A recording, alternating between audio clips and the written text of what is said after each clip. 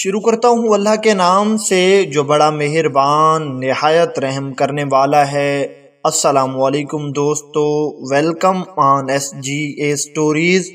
دوستو، حضور غوث سمدانی قندیل نورانی، حضور غوث اعظم قدس سرہ نورانی رحمۃ اللہ علیہ ایک مرتبہ وعظ فرما رہے تھے اور آپ کا وعظ سننے کے لیے دور و نزدیک سے لوگ آئے ہوئے تھے۔ آپ رحمۃ اللہ علیہ اسلام کی تبلیغ کر رہے تھے، اللہ تعالیٰ کی توحید اور وحدانیت بیان ہو رہی تھی اور نبی کریم صلی اللہ علیہ وآلہ وسلم کی شان اقدس بیان فرما رہے تھے۔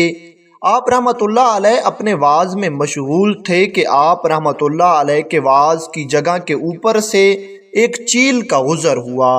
وعظ کے اوپر سے گزرتے ہوئے اس چیل نے آواز نکالی اور اس چیل کے چیخنے کی آواز سن کر سامعین اس چیل کی طرف متوجہ ہو گئے اور وہ آواز سامعین پر گراں گزر رہی تھی۔ حضور غوث اعظم رحمۃ اللہ علیہ نے ہوا کو حکم دیا، اے ہوا، اللہ کے حکم سے اس چیل کا سر کاٹ دے۔ آپ کا یہی فرمانا تھا کہ وہ چیل زمین پر آ گری۔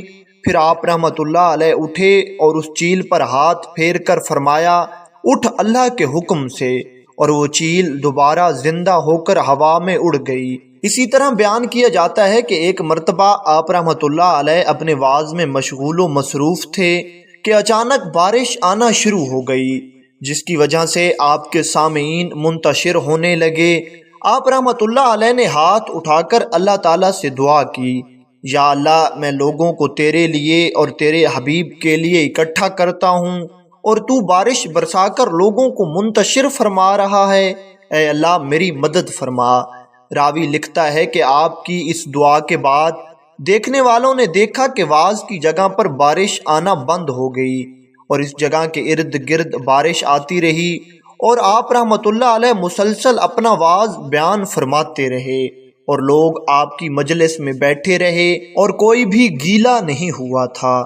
آپ رحمۃ اللہ علیہ اپنے بچپن کا ایک واقعہ بیان کرتے ہوئے فرماتے ہیں، ایک مرتبہ میں 9 ذی الحج کے دن گاؤں گیا اور ایک بیل کے پیچھے پیچھے چلنے لگا۔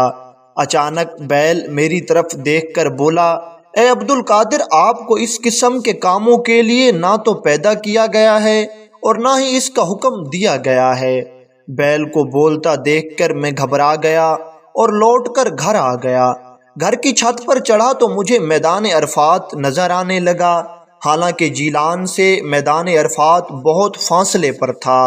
امی حضور سے اجازت مانگی، میں اپنی امی جان کی خدمت میں حاضر ہوا اور عرض کیا، آپ مجھے راہ خدا میں وقف کر دیجئے اور علم دین حاصل کرنے کے لیے بغداد جانے کی اجازت بھی عطا فرما دیجئے۔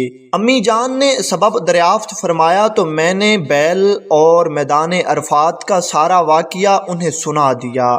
میری بات سن کر امی جان نے سونے کے 40 سکے میری قمیض میں سی دیے اور بغداد جانے کی اجازت دے دی اور ساتھ میں فرمایا کہ ہر حال میں سچ بولنا اور سچ بولنے کا وعدہ لے کر مجھے الوداع کہا۔ میں بغداد جانے والے ایک چھوٹے سے قافلے کے ساتھ روانہ ہو گیا۔ راستے میں 60 ڈاکو ہمارے قافلے پر ٹوٹ پڑے اور سارا قافلہ لوٹ لیا، لیکن کسی نے مجھے کچھ نہ کہا۔ ایک ڈاکو میرے پاس آیا اور آ کر پوچھنے لگا، تمہارے پاس کیا ہے؟ میں نے جواب دیا، سونے کے 40 سکے۔ ڈاکو بولا، کہاں ہیں؟ میں نے کہا، قمیض کے اندر سلے ہوئے ہیں۔ ڈاکو اس بات کو مذاق سمجھتا ہوا چلا گیا۔ اس کے بعد دوسرا ڈاکو آیا اور وہ بھی پوچھ گچھ کرنے کے بعد یہاں سے چلا گیا۔ جب یہ ڈاکو اپنے سردار کے پاس جمع ہوئے اور اسے میرے بارے میں بتایا گیا تو اس نے مجھے بلا لیا۔ جب میں وہاں پہنچا تو وہ لوگ لوٹا ہوا مال آپس میں بانٹ رہے تھے۔ سردار نے بھی مجھ سے رقم کا پوچھا اور میں نے وہی جواب دیا جو پہلے کو دیا تھا کہ میری قمیض میں 40 سونے کے سکے سیے ہوئے ہیں۔ چنانچہ سردار کے حکم پر میری تلاشی لی گئی اور سونے کے 40 سکے برآمد بھی ہو گئے۔ سردار نے حیرانگی سے پوچھا، تمہیں سچ بولنے پر کس چیز نے آمادہ کیا؟ میں نے کہا، امی جان نے مجھ سے ہر حال میں سچ بولنے کا وعدہ لیا تھا اور میں وعدہ خلافی ہرگز نہیں کر سکتا۔ میرا جواب سن کر سردار رو پڑا اور کہنے لگا، تم نے اپنی ماں کے وعدے کی خلاف ورزی نہیں کی، جبکہ میں کئی سالوں سے اپنے رب عز و جل کے عہد کی خلاف ورزی کر رہا ہوں۔ اس کے بعد سردار نے میرے ہاتھ پر توبہ کی۔ جب بقیہ ڈاکوؤں نے یہ منظر دیکھا تو بولے، آپ ڈکیتی میں ہمارے سردار تھے، اب توبہ کرنے میں بھی آپ ہمارے سردار ہیں۔ چنانچہ بقیہ ڈاکوؤں نے بھی توبہ کر لی اور قافلے والوں کا مال بھی واپس کر دیا۔ یوں یہ پہلا گروہ تھا جس نے میرے ہاتھ پر توبہ کی اور دوبارہ سے اسلام کے سیدھے راستے پر آ گئے۔